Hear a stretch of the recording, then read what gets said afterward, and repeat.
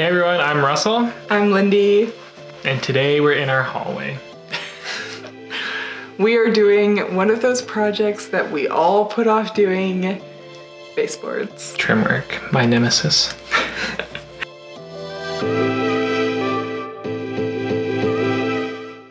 We avoid baseboards and trim work because it's one of our least favorite things to do, but it is a necessity in all homes, and learning how to do baseboards is really, really easy. So we're gonna show you today. And even though we don't like doing it, it is very rewarding once it's done because it can totally transform and update or change the vibe of the space. We are happy to be partnering with DAP on this video. They are supplying all the materials to make sure we get our baseboards installed. I am so embarrassed for people to even see this. These are our baseboards. They've been on the house since before we moved in, and we've never changed the baseboards in this hallway. They are all dirty, they're all scratched up, and they all need replacing. So we're gonna be putting new flat stock molding on all of these walls to give it a nice, sleek, modern look. And we'll be showing you how to go around some of these cornered edges too.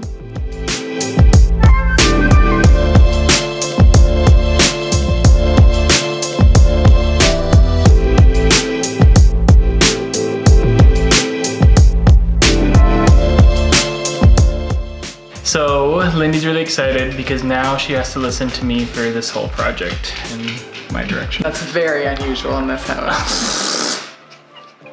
So this is what we're using, 4 tools to remove all your moldings. Yep.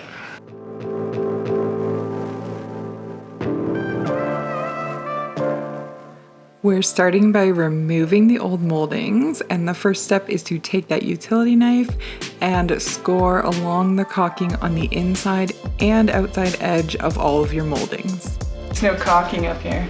You didn't finish it? I normally don't caulk the tops because you never see it. Now I know your secret. Well then it's easier for removal.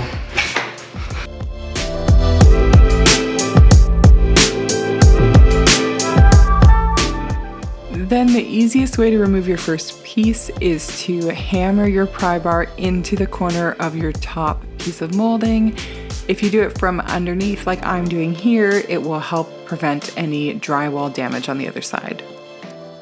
And then just pry the molding off as you go across it. Then you can pry the side trim boards off, starting at the top so you get lots of leverage and don't damage your drywall.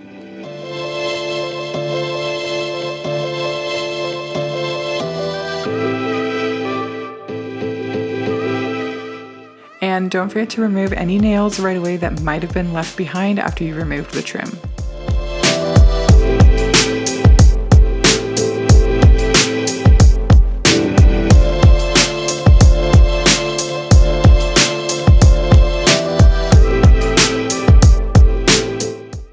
Ew, there's spider webs in here. Oh, there's a whole spider nest situation.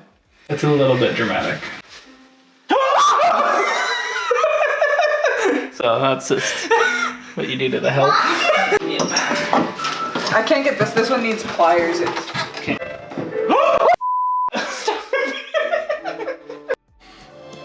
Now that I've got my sanity back, removing the baseboards is really easy. After the door trim is gone, just use that utility knife to cut along the caulking at the top again, and use your pry bar to open it up and peel it off the wall.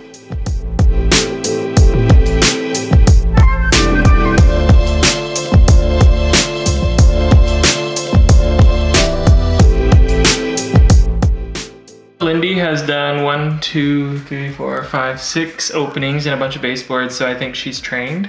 So now we're gonna have a challenge on who can do it faster, safely. No, you can do it faster. And whoever wins gets a whole week off with no kids. What? I do not accept these terms. Okay, you accept, challenge accepted? Okay. Okay, so he's literally twice as fast as I am. But just remember, I did not agree to any of his terms. What? I do not accept these terms. Okay.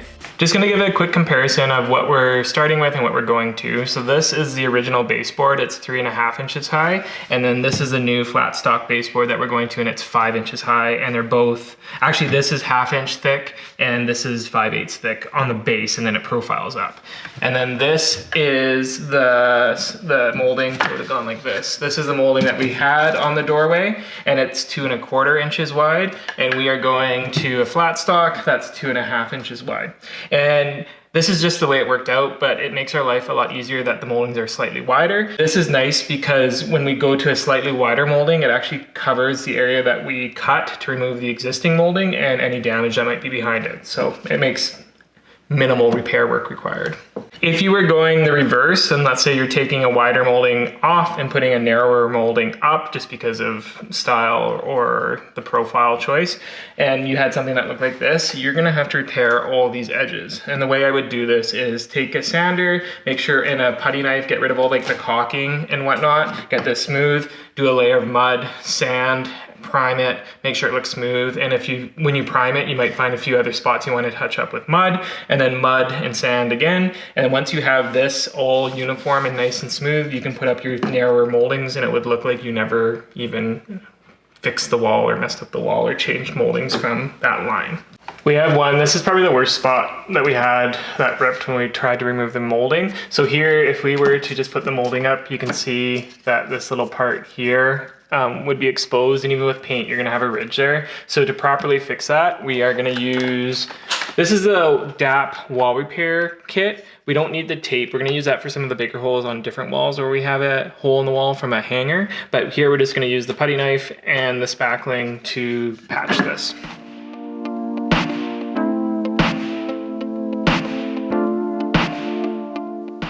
Once the putty dries, give it a light sand and prime it to help seal it, and then you're ready to put on your moldings. So before you start cutting and measuring, you kind of have to figure out where you're measuring to. I like measuring from floor to inside a miter, inside a miter to inside a miter, inside a miter to floor. That's what I find the easiest way is for myself. And you have to figure out what, you don't bring the molding all the way to the edge of the casing. You have it sit in a little bit. And I like to have a uniform kind of reveal along the whole doorway opening. So that's where this tool, the Craig's multi-mark tool, comes in really well. You can set it to have like a different spacing on the ruler so that when you sit like this, so like here would be like a 2-inch distance from the edge of your casing to here. I try and stay with about 1/8 of an inch reveal between the face of the casing and this edge, so that your molding just would sit right against this line. And I do that along the whole casing. And that also is gonna be where I measure my molding to and from. So now we're gonna show you how to install trim around the door from start to finish. To begin, Russell is removing that old caulking and sanding away anything unnecessary. Now he's measuring 1/8 of an inch into the door casing on the top and side of the door so that we can find where those two lines intersect and have a point to measure from.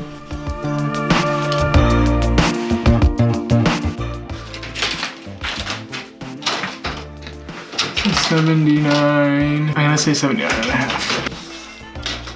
Yeah, 79 and 7/16.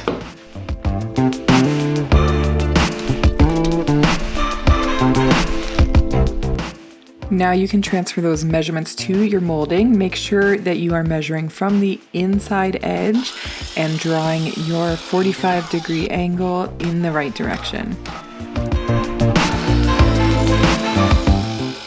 Check that your board is the right length and that the inside edge meets the line you drew above. And if it does, you can start nailing that board into the wall. We like to use that tool to measure 1/8 of an inch from the edge as we go up to make sure that that distance is always consistent.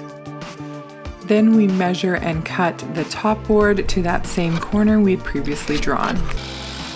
Once everything's cut and looks like it fits correctly, you can attach the other side trim piece and then the top trim piece, making sure to line up the edges of the corner as you go.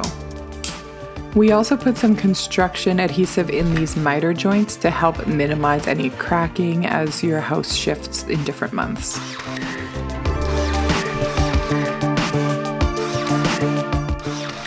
One of the reasons flat stock molding is the easiest to install is that you can just sand these edges after to make sure everything is really nice and flush and any high points are sanded down, and you really can't do that with any other molding type.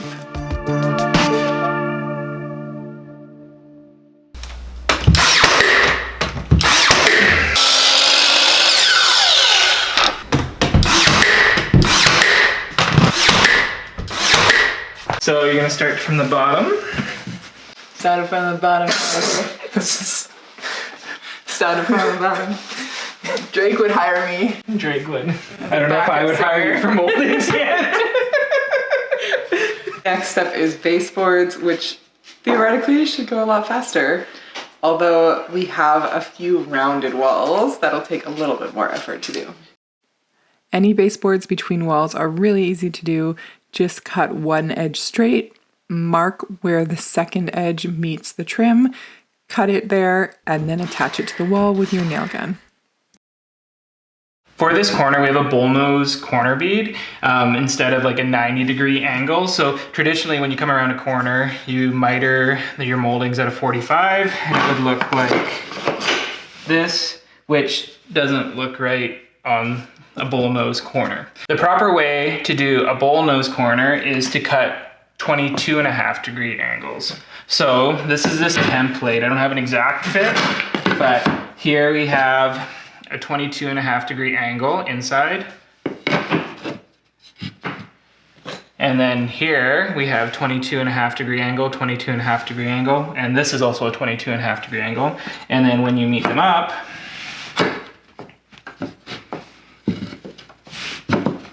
it looks like this. This is a rough fitment because I'm not nailing things in, but that looks significantly better. Once you get that all nailed in and all your joints kind of matched up, it looks really sharp. These are just some offcuts, some scrap pieces, and so they all have the 22.5-degree corner. And I just kind of fit it here, and what I'm trying to do is figure out where they end so then I can find my total length measurement. So this is what I found. This is a 5/16. I found this size fits the best. So what I do is I fit it so that all my miters sit together tight, like so. So what I'm gonna do now is just mark where this board ends and where this board ends. And then that's gonna be my measurement that I make from the other moldings to tie it all in. So that's 27.5, and that's 32. When I'm measuring this, if anything, I'm gonna lean on it being a little bit longer, and I can always cut them down to get a nice tight fit.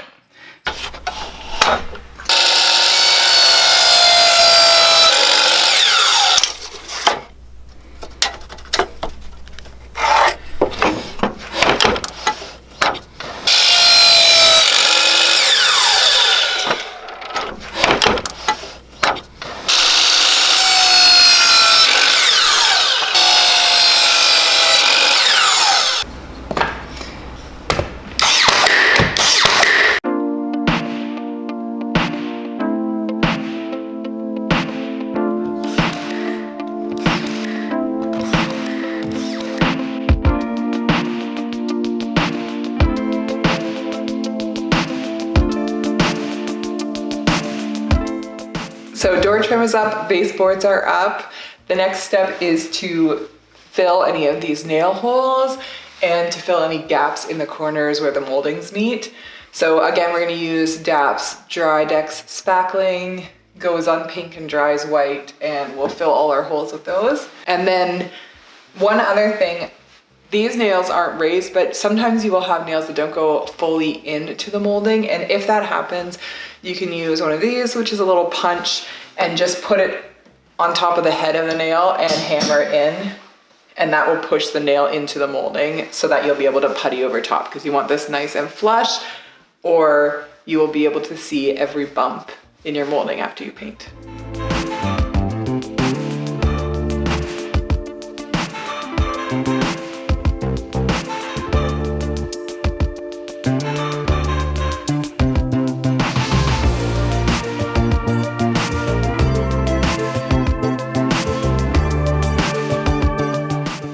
To doors, we're using DAP's Extreme Stretch.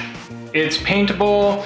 I've been really happy with how it's performed. You've seen it probably used in a bunch of our projects, and I've just had good luck with it. So I'm gonna use this to caulk all the edges where the moldings meet the door casing, and then where the moldings meet the wall. So this lip, this, and then where the baseboards meet the wall. And then any of my corners where baseboards meet at a 90 or on the bullnose, kind of on the tops. To flatten out the caulking, I like running my finger after the caulking gun, but DAP also has this Pro Caulk kit. This works really good if you don't want to get your fingers all messy from the caulking. Kind of a preference thing. I just like running my finger behind the gun, which you'll see. Yeah, but either or, this works really well as well.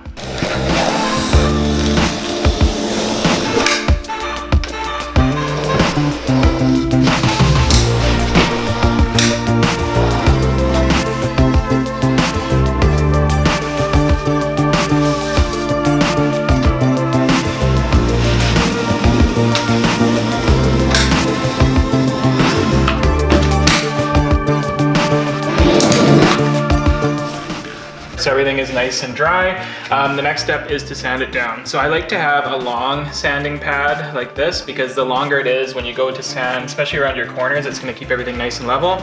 And then for some of the corners, you can use just like a little pad like this. You can just put pieces of sandpaper and it has little nails to hold it. So it works good for kind of getting into the corners like so.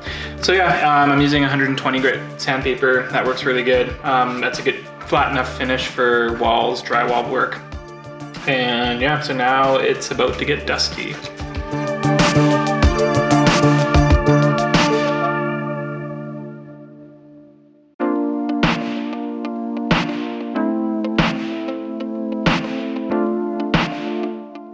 The final step is to prime and paint those trim pieces in a nice semi-gloss finish. We also took some time to switch out all of our interior hallway doors, and here's how our hallway looks now.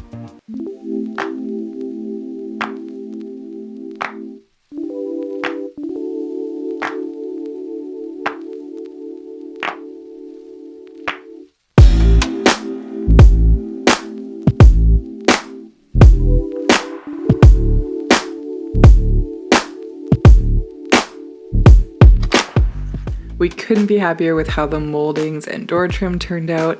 I hope you guys liked this video and found a couple tidbits to help with doing your projects.